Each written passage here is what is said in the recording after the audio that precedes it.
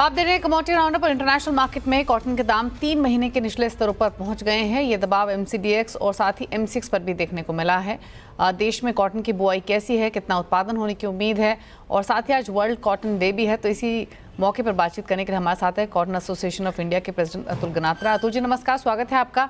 तो प्राइसेस पर तो बाद में बात करेंगे, हालांकि हमने देखा है कि इंटरनेशनल मार्केट्स में प्राइसेस 3 इयर्स के लोज पर ट्रेड हो रहे हैं और डोमेस्टिक मार्केट में भी हमने इसीलिए प्रेशर देखा है। लेकिन सबसे पहले अगर हम पैदावार या बुआई की बात करें तो वो कैसी नज़र आ रही है पिछले साल के कंपैरिजन में, क्योंकि हमने अब से कुछ महीने पहले के भी जो ट्रेंड्स देखे थे, जो ओवरऑल कॉटन कल्टिवेशन थी वो एक्सपेक्टेड यही है कि थोड़ी सी लोअर साइड पर रह सकती है, लोअर यील्ड्स रह सकती हैं। किस तरीके की स्थिति है फिलहाल? जी, good morning Deepali ji. Today is the world cotton day, so I wish everyone happy world cotton day. मैं सभी को रिक्वेस्ट करूंगा कि ज्यादा से ज्यादा कॉटन के क्लोथ्स खरीदें और पहने, जिससे हमारे इंडिया के कॉटन ग्रोइंग फार्मर्स तथा टेक्सटाइल इंडस्ट्री को सपोर्ट मिले। जी, हमारा इस साल का जो सोइंग है वो करीब करीब 113 लाख हेक्टर का अभी तक हुआ है, जो अगर हम देखें तो लास्ट 5 इयर्स का एवरेज है वो 129 लाख हेक्टर है, और हाईएस्ट देखें तो 134 लाख हेक्टर 2019 में हुआ था। तो अगर देखें तो एवरेज से हम इस साल 13% कॉटन का हमारा सोइंग कम है, और अगर लास्ट ईयर देखें तो 127 लाख हेक्टर था, तो उससे 9% सोइंग कम है। तो ये जो कॉटन का सोइंग कम हो रहा है उसका, दीपाली जी जो आपने पूछा, कि मेन 2-3 वजह हैं। एक वजह है कि हमारी जो कॉटन की यील्ड है वो वर्ल्ड में सबसे लोएस्ट है, 415 टू 425 केजी। तो वो यील्ड कम होने से फार्मर को प्रोडक्शन बहुत कम आ रहा है, तो और खर्चे भी, जो लेबर के खर्चे हैं वो बहुत कम हो गए हैं। तो दूसरे क्रॉप में खर्चे भी कम है और प्रोडक्शन बहुत ज्यादा आ रहा है। वो एक मेन रीजन है कि हमारा सोइंग कम हो रहा है। और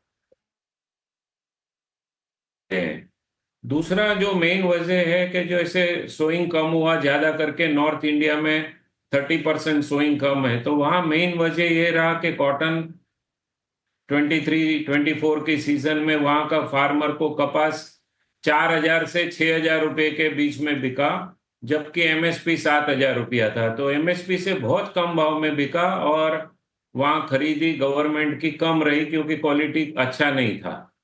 तो उस वजह से नॉर्थ के फार्मरों ने कॉटन के फार्मिंग से मुंह मोड़ के पैडी और दूसरे क्रॉप में चले गए। दूसरा जो स्टेट है जहां सोइंग बहुत ज्यादा कम है वो गुजरात है, 12% सोइंग कम है।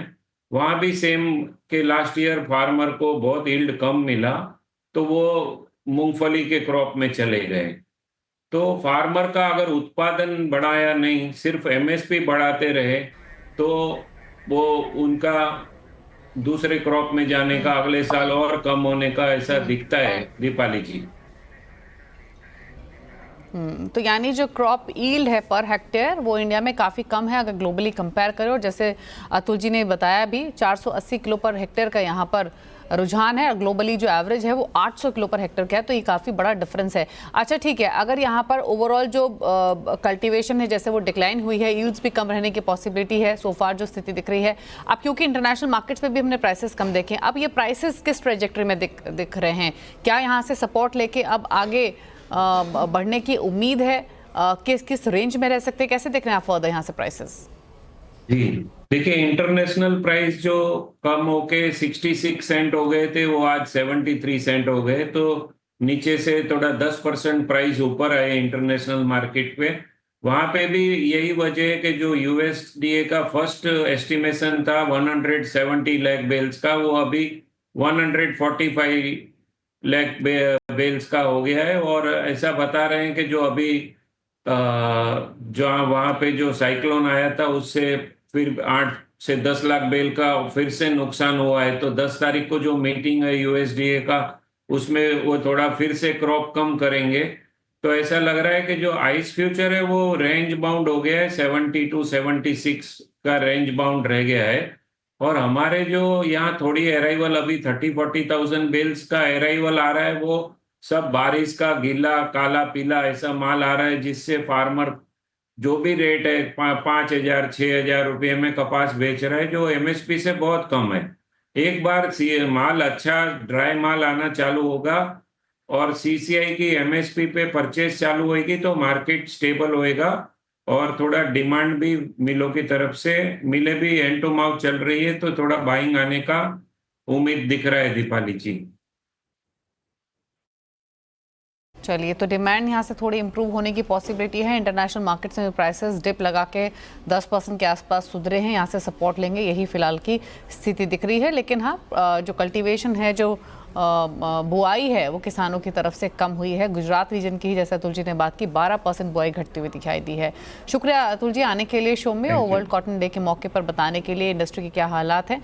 Thank you so much. और इसी के साथ एक ब्रेक का भी वक्त हो गया है। ब्रेक के उस पार आप देखिए फ्यूचर एक्सप्रेस। नमस्कार।